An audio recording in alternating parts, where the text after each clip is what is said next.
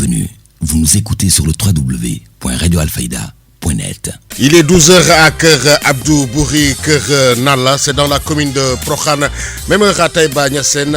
Merci de la confiance renouvelée à la Radio Alfayda pour vous informer. Et vous avez fait le bon choix. Nous sommes ensemble pour une demi-heure d'information. Si vous nous rejoignez dans l'actualité de ce mercredi 24 janvier 2024, c'est l'heure du journal dont voici les titres. À la une de cette principale édition, le premier magistrat de la ville de Kaolack, Serigne Mboup, a procédé au lancement officiel des travaux de réhabilitation du tronçon allant de la pharmacie Mbossé à Niétigouy. La réalisation de cette voirie est confiée à l'entreprise Eiffage. Vous suivrez dès le début de ce journal le compte rendu de Nouabiaye. Magal de Porokhane, édition 2024, prévue demain jeudi. La découverte du jour nous amène dans la cité à la rencontre du maire de la commune Alassane Mbaye qui, avec Ndeye Fatou Cissé, revient sur la position géographique de la localité, les questions relevant de l'organisation du Magal comme la sécurité, etc. Veli Ngara, l'ouverture de la mosquée chiite dénommée Al-Imam Mahdi a eu lieu ce vendredi au quartier Veli Ngara Foulbé. La cérémonie d'ouverture a été présidée par le guide religieux des chiites Mosdahir du Sénégal. Babacar Diouf nous fera le point. Sur l'international aux États-Unis, l'ancien président Donald Trump a remporté la primaire républicaine dans la New Hampshire face à sa rivale Nikki Haley, l'archi-favorite de la droite américaine. Et puis sport, la CAN est souvent impitoyable avec ses vainqueurs sortants. Les exemples de champions en titre s'éliminaient dès le premier tour de l'édition suivante. Le Sénégal a échappé à la malédiction et veut garder la tête froide avec son parcours sans faute. La revue des quotidiens, dernière note de ce journal, mettra un terme à ce 12h. Mesdames et messieurs, gardez votre confort d'écoute. Le développement, c'est dans une poignée de secondes. Le journal Serigne Moussa Kane. Devant ce micro, Code Sec Keneme assure les opérations techniques. Bonjour et bienvenue. Le premier magistrat de la ville de Kaolack, Serigne Mboup, a procédé au lancement officiel des travaux de réhabilitation du tronçon de la pharmacie Mbossé à Niétigouy. La réalisation de cette voirie est confiée à l'entreprise Eiffage Nouabiaye. En tout cas ñu ngi lay ñaan nga defar ko liggéey bu rafet et ñu ngi lay féliciter bu baax nañ ñaan yàlla nekk exemple bu pare tamit ñu yéene entreprise bi ak yeneen entreprise yi fi nekk ñu am Kaolack. Le maire de la commune de Kaolack, Serigne Mboup, a procédé lundi au lancement des travaux de réhabilitation de la voirie pharmacie Mbossé en prolongeant Niétigouy, une distance de 1 km. Serigne Mboup. Aujourd'hui, on est en train de lancer les réhabilitations de cette route qui relie 3 quartiers et qui est vraiment une route qui nous amène vers l'hôpital, les marchés, tout ça. Quelque chose qui est une route de contournement, encore si on le refait bien. Je pense que c'est une dynamique municipale. Mais normalement, partout au Sénégal, c'est l'État qui doit le faire. Moi, je pense que je ne me rappelle pas qu'au début de l'indépendance, des routes faites par les maires avec leur propre initiative, sans l'implication de l'État. Ou bien des projets, comme ce qu'on appelle les projets promo. Pour le maire Serigne Mboup, l'an 2024 sera une année du développement avec le renforcement des entreprises locales. Maintenant, 2024, on avait dit que ce sera l'année de Sokli. Tout ce qui est renforcer les petites et moyennes entreprises, créer plus de l'emploi. Et vous avez vu avec l'ouverture des enseignes et en même temps d'autres activités qui se déclinent. Et prochainement, je pense que cette année-là, 2024, Domitexega sera repris et il y aura 2000 emplois à créer. Après le lancement des travaux de la route pharmacie Mbossé prolongeant jusqu'à Niétigouy, les populations de cette partie ont affiché leurs sentiments.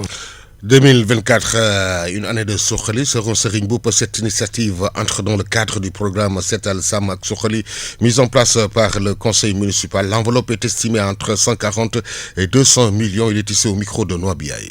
Bon, dans notre programme de Setal Sokhali Sam, vous avez vu pendant 2 ans, nous avons concentré sur le programme de Setal, qui est le problème de la salubrité, la santé, l'éducation et la redynamisation des marchés. Tous ces programmes dans le cadre de Diapel Madiap, il est en cours d'être exécuté et la population l'approuve. Mais nous, on a pris l'engagement de dire que nous devons investir chaque année plus de 2 milliards dans notre budget et de chercher des partenaires. Ici, c'est un montant équivalent de 140 millions, je ne sais pas, 140 ou bien 200 et quelques millions. Bon, c'est un échange de terrain vraiment qui s'est fait. Et en même temps, au niveau de Salin, il y a un autre projet qui va se faire. Ça, c'est dans la responsabilité sociale. Mais le plus important, c'est de faire un plaidoyer au niveau de l'État.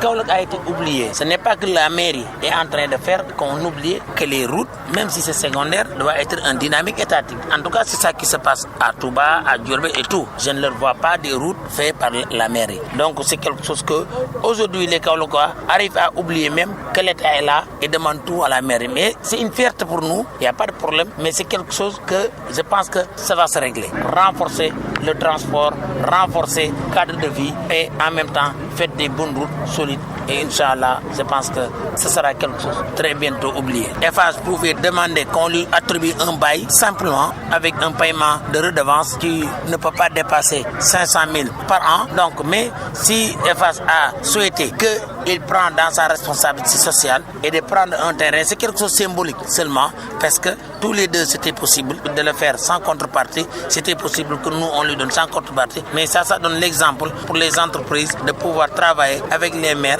en contrepartie de quelque chose que la population va bien aimer les entreprises comme ce que Cœur de Ville fait pour héberger des travailleurs, organiser la foire et faire d'autres activités, même religieuses et activités culturelles. Non, le bail c'est pour 30 ans, mais vous savez la route là c'est vous avez vu.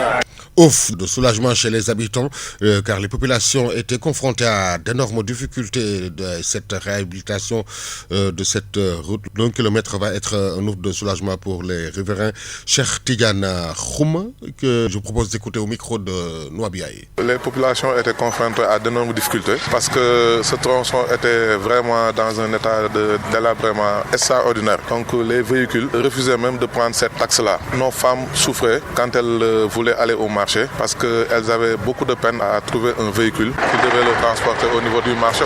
Donc cette réhabilitation va être un ouf de soulagement pour les populations du quartier, mais aussi pour tous les riverains. Ça a été une vieille doléance pour les populations? Absolument. Ça a même fait l'objet d'une marche de la part des populations. On avait même décidé de faire une marche et de brandir des brassards rouges pour vraiment solliciter les autorités afin de nous réfectionner cette voie. Parce que tous les véhicules refusaient de prendre cet axe-là à cause de l'état de la route.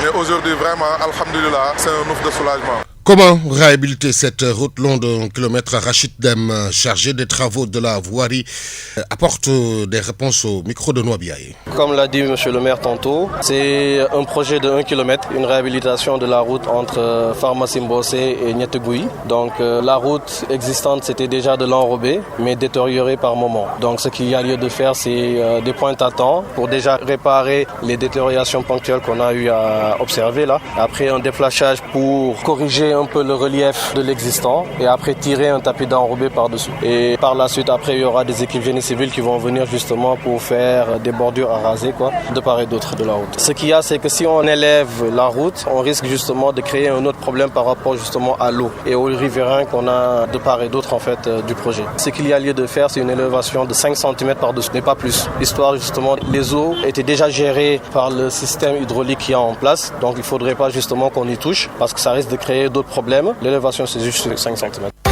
Vous suivez le journal.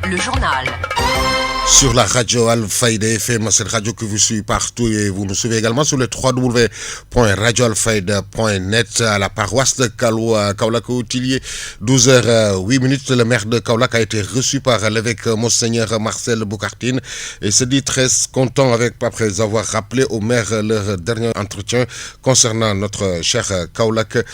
Monseigneur Marcel Boukartine.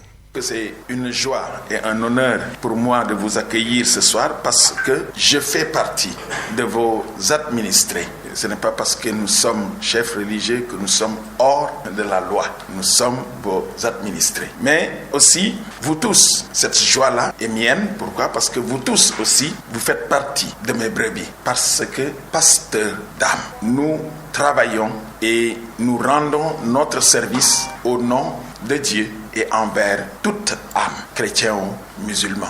On ne peut pas séparer les enfants de Dieu. Et donc c'est dans ce sens-là que je disais que vraiment, je suis content de vous accueillir comme votre administré et d'autre part comme étant aussi quelqu'un qui accueille ceux qui font partie de ce grand ensemble qu'est l'ensemble des enfants de Dieu, donc comme pasteur d'âme. Quand vous êtes venu ici, il y a peut-être 2 ans et demi, lorsque nous nous préparions aux élections municipales, nous nous sommes entretenus et vraiment de façon cordiale, amicale et aussi entre personnes qui souhaitaient le bien du Sénégal et particulièrement de Kaolack. Et alors, nous avions partagé aussi bien sur le programme que vous aviez que sur les idées ou en tout cas les souhaits que nous avions et les constats que nous avions sur notre cher Kaolack.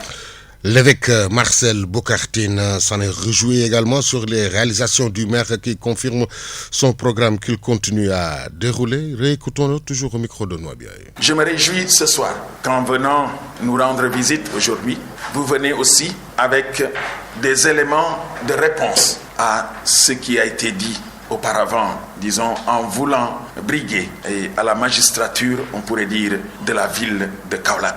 En effet, vous avez listé beaucoup de réalisations et nous nous réjouissons de cela. Notre sentiment est un sentiment de gratitude, mais aussi de reconnaissance et d'encouragement surtout à aller dans ce sens-là. Vous l'avez dit vers la fin, le respect de la parole donnée. Vous n'êtes pas issu d'un parti ou quoi pour faire la politique politicienne, c'est partant d'une réalité qui vous a heurté, qui vous a touché, que vous voulez, à partir de ce moment-là, briguer ou en tout cas demander la voix du peuple pour essayer de remédier à ces situations que vous-même vous avez constatées. Et donc, les réalisations listées sont vraiment des éléments qui confirme votre programme d'alors que vous continuez encore à dérouler. Nous prions le Seigneur que comme premier magistrat de la ville, ce que vous ambitionnez pour cette ville-là continue à se réaliser. Parce qu'alors, en ce moment-là, nous vous disions que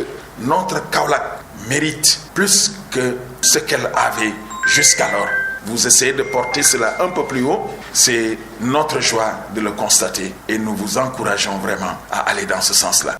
Allez, dans ce sens-là, l'info se poursuit à Magal de Prokhane, édition 2024.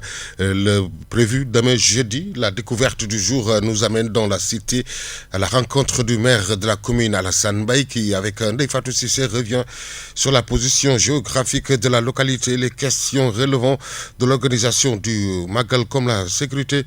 Ndeye Fatou Cissé.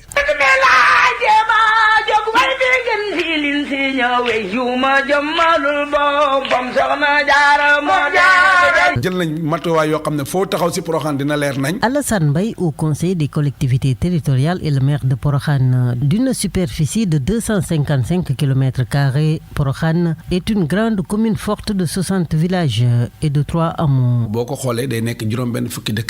Frontalière avec la commune de Paoskoto qui la longe en passant par Nioro du Rip allant jusqu'à la Gambie. Prokhane. Waaw ñi ngi frontière ak commune Kër Maba-Diakhou, commune Taïba Niassène, commune Paoskoto, commune Nioro, Gambie ak Dabali. Une terre fertile, l'autre atout majeur de la commune selon le maire. Suuf si aussi nekk na suuf soo xam ne suuf si fertile la soo xam ne vraiment mbay baax na fi lool ndax suuf baax na ndox mi neex na. L'électrification, une question importante lors du Magal de Prokhane avec le nombre incalculable de personnes sur les lieux. Pour mieux accompagner les efforts des forces de défense et de sécurité, la mairie œuvre également pour la généralisation de l'électrification en vue de contrer toute tentative émanant des malfaiteurs. Alassane Mbaye et donc le maire de Prokhane. Dañuy réfugié wu si dëkk yi nga xam ne ñoo wër parce que manque d'éclairage. Donc bi ñu waxee ak directeur général Pape Demba Bitèye que je remercie du fond du cœur ndax bu ñu ko laajoon benn dafa nañu ñett.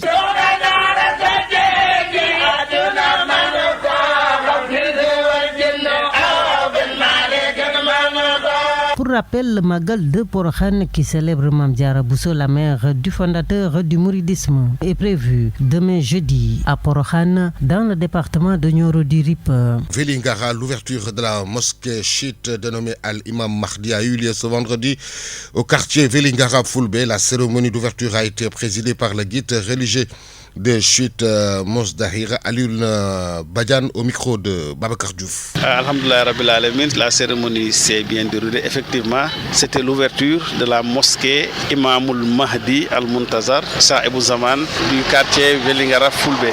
Alors cette mosquée a vu les jours après les vœux de la communauté, notre communauté qui est ici à Velingara, de se doter d'un lieu de prière adéquat et surtout dans un nouveau quartier où il n'y avait pratiquement pas de mosquée. C'est pourquoi Maulana Cheikh Mohamed Ali Aïdara, avec l'aide de ses disciples, a construit cette mosquée-là. Comme il l'a dit, la mosquée c'est la maison de Dieu, qu'il a construite pour tous ceux qui croient qu'Allah est unique et que Mohammed sallallahu alayhi wa sallam est son envoyé.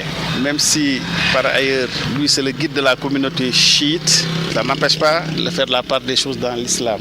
Dans l'islam, il n'y a pas de mosquée qui appartient à un individu ou bien à une communauté. La mosquée, c'est la maison de Dieu et ça appartient d'abord à ceux qui habitent dans le lieu où la mosquée est implantée. Et pour tous ceux qui aussi passent par Velingara et qui sont des musulmans croyants, pour qu'ils puissent adorer Dieu dans des conditions, si je ne peux pas dire dans les meilleures conditions, mais oui, dans des conditions normales et satisfaisantes. Voilà, l'imam Mahdi, c'est le 12e des 12 imams infaillibles de la famille du prophète Mohammed sallallahu alayhi wa sallam que Dieu a choisi pour succéder au prophète Mohammed. Notre messager, Mohammed sallallahu alayhi wa sallam, nous avait dit, je partirai mais je vous laisse avec deux choses d'une importance capitale. Si vous vous agrippez à ces deux, vous ne vous égarerez jamais. C'est le Coran et les membres de ma famille. Et sachez que ces membres de ma famille-là sont au nombre de 12 imams qui vont se succéder, l'un après l'autre.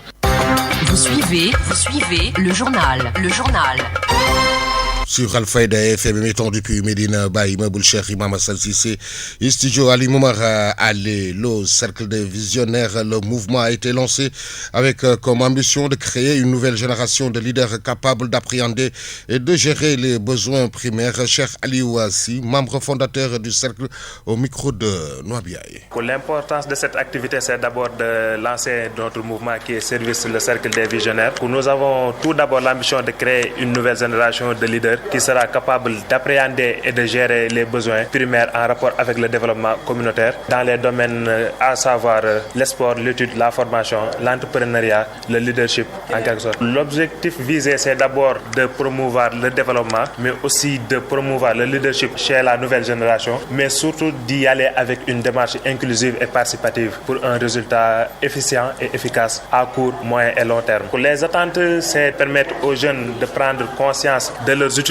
pour le développement de notre localité, parce qu'on voit Kaolack est une terre de leadership, donc Kaolack a tous les atouts pour se développer. Ça appartient à la jeunesse de mettre en œuvre ces atouts, de mieux les exploiter pour offrir des résultats résilients. Je lance un message très important à la jeunesse, à venir participer activement au développement de notre communauté. Nous ne sommes pas le futur, mais nous sommes l'actuel. Donc le futur, c'est pas nous, c'est plutôt les résultats que nous allons produire dans le temps. Donc c'est dans ce sens que nous avons tenu ce panel pour permettre aux jeunes de mieux comprendre leur importance pour cette société. Il faut la participation de chacun et de tous pour réussir nos paris. On implique la société, on implique la population à participer à nos activités, d'où la facilité de progresser. Car on dit tout ce qui se fait pour moi et se fait sans moi, se fait plutôt contre moi et nous en sommes conscients. C'est dans ce sens que nous appelons à la participation et à l'inclusion. Nous avons recensé aujourd'hui 100 militants qui nous viennent tous de Kaolack dans différents mouvements. Mbouch, le chef de cabinet du président du conseil départemental de Kaolack, sur le rôle de la jeunesse pour un développement des localités. Le conseil départemental de Kaolack a noué des partenariats avec des ONG pour l'accompagnement des femmes dans l'autonomisation. Si chaque terroir aujourd'hui faisait de la sorte, on peut parler de développement national, du rôle de la jeunesse en général au niveau national pour un développement des localités. Les stratégies sont les mêmes qui ont été mises en place avec les femmes d'abord, parce que dans le cadre de la coopération, le conseil départemental a signé des partenariats avec des ONG qui ont eu à accompagner des OSC, des organisations de la société civile, notamment des femmes, dans l'autonomisation. On s'est dit que cette autonomisation aussi devait normalement toucher cette couche qui est la jeunesse, qui est aujourd'hui vraiment à soutenir. C'est dans ce cadre que le conseil départemental a mis à la disposition cercle des visionnaires ce cadre, et l'ensemble des dispositions ont été prises par son président pour la réussite et une bonne campagne de sensibilisation sur les thèmes qui sont développés actuellement au niveau de ce panel. Nous saluons la présence de l'ARD, qui est le bras technique des collectivités locales au niveau du département, c'est-à-dire l'agence régionale de développement, à la personne de Mahmoud Diop. Nous saluons, nous remercions vivement vivement au nom du président Benjeloun. Visite de la pouponnière Lamine Coulibaly de Bongré par le coordonnateur de l'association Life Social qui a remis un important lot dans sa mission d'appui aux personnes vulnérables. Youssouf Fall au micro de Noabiaye. Au préalable, nous étions venus en visite voir la directrice de la pouponnière qui nous avait fait une liste de besoins. À partir de cette liste-là, on a choisi, de concert avec les membres de Life Social, de mener cette action qui est là aujourd'hui. Nous sommes à la pouponnière Lamine Coulibaly de Bongré pour faire un acte citoyen, une action sociale envers les tout-petits qui sont hébergés ici. La structure Life Social, qui est une structure événementielle, mais au-delà de l'événementiel, la structure s'occupe du social. Lors des activités passées, donc on avait programmé d'intervenir dans une structure pareille, comme la pouponnière Lamine Coulibaly de Bongré, lors du concert du 2 décembre passé avec Kebasek. Donc il était programmé après le concert de venir faire une action sociale. Alors c'est dans ce cadre qu'on est réunis aujourd'hui pour mettre à jour cette promesse et amener du matériel, un peu de la nourriture aux enfants qui sont là. Alors ce que nous venons d'amener ici aujourd'hui, donc c'est une cuisinière achetée toute neuve, un frigo réfrigérateur et des couches pour bébés. Alors le coût global s'élève à 1 million de francs CFA, tout frais compris. On a insisté pour que ça soit local, c'est pourquoi on a acheté au niveau de Kaolack. Ça va nous permettre de remercier d'abord l'initiateur de Life Social qui est un frère qui est aux États-Unis, M. Ndiogouba, mais également les autres membres de Life Social qui sont un peu éparpillés au niveau de la diaspora et les membres qui sont ici à Kaolack. Mais également remercier les parrains qui nous ont soutenus lors du concert de Life Social tenu le 2, à la tête de laquelle on peut citer le docteur Makoumba Diouf qui nous accompagne à chaque fois que de besoin, mais également le directeur du CROUS, notre frère Ousseynou Diop, et notre jeune frère Guindo, Ibrahima Traoré, qui est un conseiller du ministre de la Jeunesse, Pape Malick Ndour. Mais également les membres de Life Social Kaolack, qui chacun, avec les moyens dont il dispose, a un peu touché de sa poche pour pouvoir rassembler cette somme. Comment booster l'économie de Kaolack à travers les activités des femmes transformatrices? Mamadou Cham, représentant Pôle Casamance à la 8e foire internationale de Kaolack, il s'entretient avec Noabiaye. Aujourd'hui, on est là, accompagné de nos femmes et de nos frères, vraiment pour venir visiter la 8e édition de la FIDAK de Kaolack, pour que ceux-là avec qui on est venu puissent s'inspirer, partager, échanger avec les différents groupements de femmes, de jeunes qui sont là aujourd'hui, en train de montrer vraiment ce dont elles sont capables. Et on a vu également que ces différentes activités dont elles sont en train de mener au niveau de ce foire-là peuvent vraiment booster l'économie de Kaolack. C'est devenu même une réalité, parce que si on connaissait Kaolack dans et le Kaolack aujourd'hui, on voit qu'il y a beaucoup de choses qui ont changé. Surpris vraiment de la manière dont aujourd'hui les femmes sont parvenues, surtout dans la transformation de nos produits locaux, à transformer et à s'activer vraiment. Donc on voit également qu'elles sont très bien organisées, parce qu'on a rencontré une femme qui nous parle d'un groupement qui est au niveau national et international. Ils voyagent à travers les foires, même au niveau international, pour faire des échanges également, pour venir s'améliorer et vraiment pouvoir booster le développement de ce pays-là. Actualité internationale. Sur l'international, aux États-Unis, l'ancien président Donald Trump a remporté la primaire républicaine dans la New Hampshire face à sa rivale Nikki Haley, l'archi-favorite de la droite américaine. C'est une série de brèves réalisées par nos partenaires de la Voix de l'Amérique. Ici, aux États-Unis, l'ancien président Donald Trump a remporté la primaire républicaine dans le New Hampshire hier soir face à sa rivale Nikki Haley.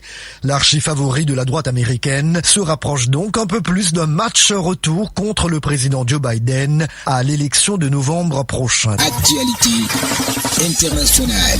Oui, quant au président Joe Biden, il a remporté la primaire démocrate dans ce même état du New Hampshire, d'après des médias américains, première étape vers une investiture à l'approche donc de la présidentielle de novembre. Dans un communiqué, il avertit que la démocratie est en jeu après la victoire de son rival Donald Trump. Il est maintenant clair que Donald Trump sera le candidat des Républicains et mon message au pays est que les enjeux ne pourraient être plus importants. Notre démocratie, nos libertés individuelles, notre économie, tout est en jeu, a écrit hier soir le président Biden. Actualité internationale.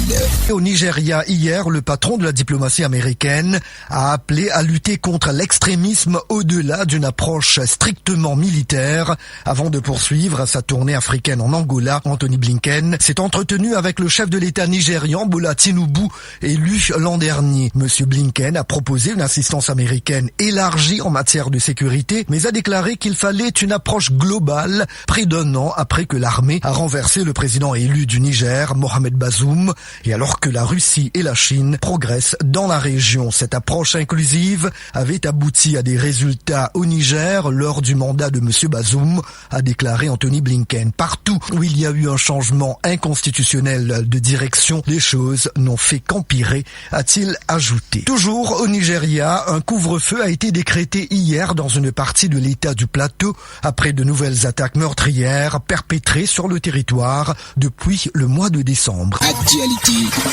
internationale. Ce nouveau drame en République démocratique du Congo, une dizaine de civils ont été tués par des miliciens dans l'ouest du pays hier, une région en proie à un conflit à caractère communautaire. Actualité internationale. Au Mali, un ancien ministre et plusieurs cadres de la Société d'énergie nationale ont été inculpés et mis sous mandat de dépôt par la Cour suprême pour atteinte aux biens publics dans une affaire de malversation présumée. Actualité internationale. Les forces armées américaines indiquent avoir mené dans la nuit de mardi à mercredi 2 nouvelles frappes sur les Houthis du Yémen, disant avoir visé au sol des missiles anti-navires dirigés vers la mer Rouge. Depuis bientôt 2 semaines, les Américains mènent des frappes au Yémen afin de protéger le trafic maritime en mer Rouge et dans le golfe d'Aden des attaques sur cette zone cruciale pour le commerce mondial, des attaques lancées par les rebelles proches de l'Iran. Et sport.